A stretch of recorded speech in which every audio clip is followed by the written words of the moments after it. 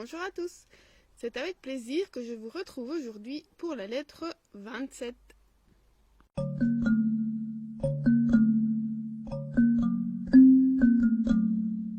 Alors Sénèque pense que Lucilius pourrait lui dire « Ah, mais ton âme est guérie, donc tu pourrais te comporter comme quelqu'un qui justement est guéri et viendrait donner les remèdes qu'il a utilisés à ceux qui sont encore malades. » Donc il compare souvent l'âme malade aux maladies du corps et donc voilà, auxquelles on doit apporter des soins. Et Sénèque justement il dit non, non, non, je ne suis pas guéri et je ne peux pas me permettre de faire la leçon aux autres parce que moi-même, mon âme n'est pas tout à fait, n'a pas atteint la guérison. C'est comme si je partageais la même infirmerie et qu'on était en train de parler de nos remèdes. Chacun sur notre lit, ça me faisait un peu penser à ça. Voilà, on partage les remèdes qui fonctionnent. Et il dit à Lucilius, dans le cas de nos lettres, c'est un peu comme si je me parlais à moi-même, et toi, tu as accès à ces dialogues entre moi et moi, entre mon âme et moi, et tu as accès finalement à ces dialogues, monologues, secrets. Donc évidemment, il se le dit à lui-même, et on sait qu'il veut faire passer la leçon à Lucilius, et par là, au-delà, à nous tous qui le lisons. Alors, il lui dit, et ça il l'a déjà dit dans la lettre d'hier, il faut arrêter de vouloir ce qu'on voulait quand on était plus jeune.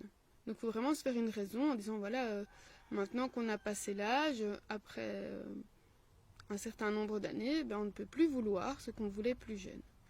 Et il prend l'engagement avec lui-même que ses vices meurent avant lui. Donc il ne doit pas mourir en conservant encore des vices. Donc il dit à toi, laisse tomber, donc il se dit à lui-même en fait, laisse tomber les plaisirs qui troublent, ils nuisent avant et après leur venue, et ils laissent des traces, même s'ils ne nuisent pas, s'ils ne font pas du tort, ils laissent de toute façon des traces. Et la seule chose qui garantit une joie perpétuelle et... alors je vais noter sécure, parce que c'est securus en latin, et c'est... En français, certains utilisent le mot sécure dans le sens sain, assuré, garanti, mais aussi sûr dans le sens que voilà, on ne court aucun danger. Il y a les deux sens en fait. Et ici, les deux sens peuvent s'y prêter. Donc la seule chose qui permet une joie perpétuelle et sécure, c'est la vertu. D'accord ?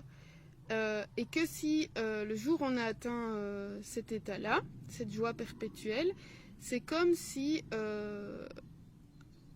quand un obstacle apparaît, c'est comme si un nuage passait dans le ciel et qu'il n'arrivait pas à obscurcir le jour, donc la lumière. Alors, évidemment, ça m'a fait penser à la méditation où on dit, voilà, tu dois laisser passer tes pensées comme des nuages. Donc vraiment les laisser passer sans les attraper.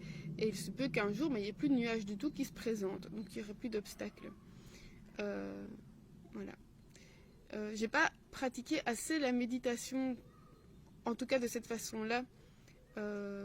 Méditation sans objet ou pour témoigner de ça. Peut-être vous, oui, et que donc vous n'avez plus de nuages quand vous méditez. L'observation des nuages peut aussi être intéressant dans le sens où on peut faire une pause, voilà, juste le jour où il fait beau et qu'il y a quand même quelques nuages, parce que pour le moment il n'y en a pas beaucoup, et simplement observer les nuages qui passent, ça permet un peu de faire une pause aussi. Parfois on a la tête qui carbure et on pense à plein de choses, voilà, juste observer. On peut faire ça avec les nuages, on peut faire ça avec autre chose aussi, mais sans juger, sans réfléchir, juste observer. Alors, il lui dit, pour atteindre cette joie perpétuelle, tu ne dois pas attendre, il est temps de t'y mettre. Il ne faut pas s'attarder. Et c'est quelque chose que tu ne peux pas déléguer. Donc c'est vraiment quelque chose dont tu dois vraiment en faire une affaire personnelle. Il est impossible que quelqu'un d'autre le fasse à ta place. Donc, si quelqu'un d'autre le fait à sa place, ça lui profite à lui et pas à toi. Alors, il donne l'exemple de Calvisius Sabinus. Alors, c'est un affranchi très riche. Il était très riche et Sénèque dit qu'il le montrait de façon indécente. Mais cet homme-là, il avait une très très mauvaise mémoire. Sénèque dit qu'il oubliait même le nom d'Ulysse, de Priam, d'Achille, alors que ces noms qui vous sont peut-être connus, mais à l'époque faisaient vraiment partie de la culture générale des Romains. Et il dit ces noms nous étaient aussi connus que le visage de notre pédagogue, donc de celui qui nous apprenait ces choses-là. Et pourtant, cet homme-là, qui n'avait pas de mémoire, voulait avoir l'air érudit. Et donc, lors des banquets, il voulait pouvoir citer les vers des grands auteurs. Donc, il avait fait préparer des esclaves, c'est un peu comme ça. Donc, un esclave qui allait connaître Homère, un autre qui allait connaître Hésiode, certainement des poètes, des esclaves grecs, hein, et 9 esclaves qui allaient apprendre les poètes lyriques, qui sont au nombre de 9. Et donc, lors des banquets, eh bien, les esclaves venaient s'asseoir pas loin de lui, ils demandaient donne-moi un vers que je puisse réciter. Il avait une tellement mauvaise mémoire que même il arrivait à peine il arrivait très peu souvent à répéter tout le vers que l'esclave lui avait dit. Et donc un jour, Satellius, il s'en était rendu compte, hein. Et donc il discutait avec lui, donc c'était un de ses invités, et malgré que on se rendait bien compte qu'il avait une très mauvaise mémoire, Sabinus, lui, prétendait qu'il en connaissait autant que n'importe qui dans sa maison.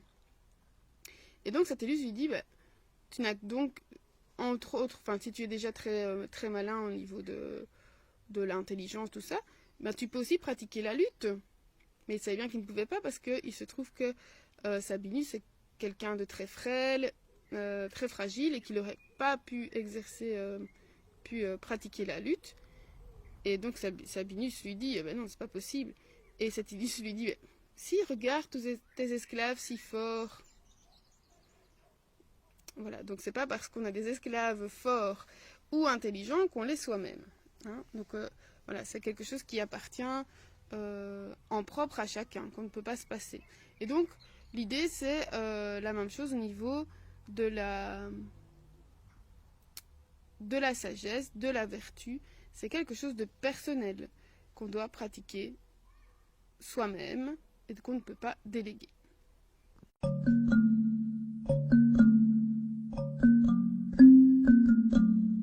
La phrase que j'ai choisie, c'est donc une phrase de Sénèque.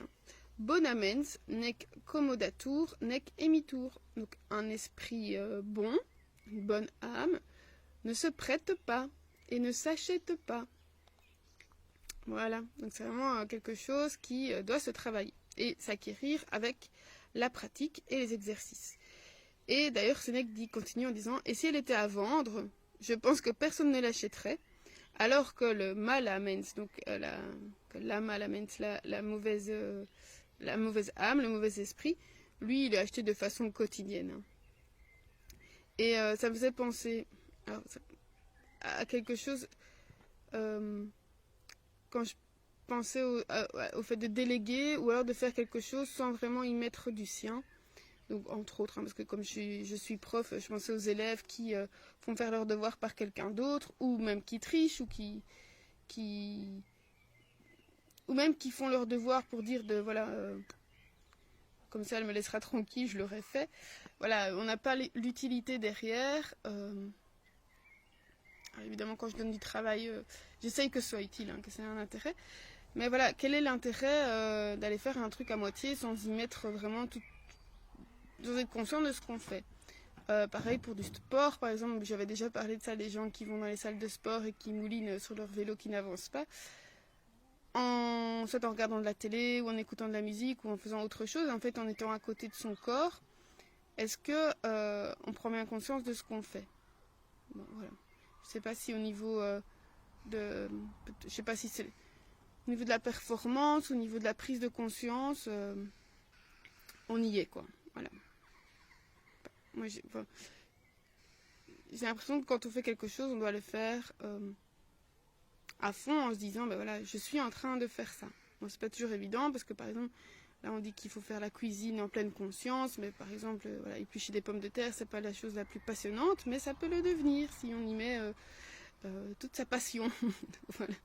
Ça pourrait être intéressant de se dire, comme petit exercice, c'est dire, voilà, est-ce que je mets toute ma conscience, toute mon attention dans tout ce que je fais, ou dans tout ce que je fais et tout ce que j'entreprends, et est-ce que, voilà, j'essaye pas de passer à côté. Et il répète, Sénèque, si je reviens au texte, il reprend une phrase d'Épicure qu'il a déjà donnée. Donc c'est une richesse que la pauvreté réglée sur la loi de la nature. Il revient en disant, voilà, il ne faut pas grand-chose pour vivre. Le plus simple, donc d'avoir à manger, à boire et de ne pas avoir froid. Alors il dit, oui, je sais que je l'ai déjà dit, mais c'est comme la maladie, comme quand on donne un remède. Pour certains, il suffit de montrer le remède, et à d'autres, il faut l'inculquer. Donc il faut vraiment leur bourrer dans le crâne. Voilà, donc ici, peut-être que c'est un message à Lucilius en disant, on dirait que tu n'as pas très bien compris la première fois quand je l'ai dit. Donc voilà, ou alors c'est pour nous, peut-être. Alors, je ne vous retrouve pas demain, mais après-demain. Demain, c'est jour férié, donc pas de lettres. Voilà, je fais une petite pause. On se retrouvera vendredi pour la lettre 28. D'ici là, portez-vous bien, ou à l'été.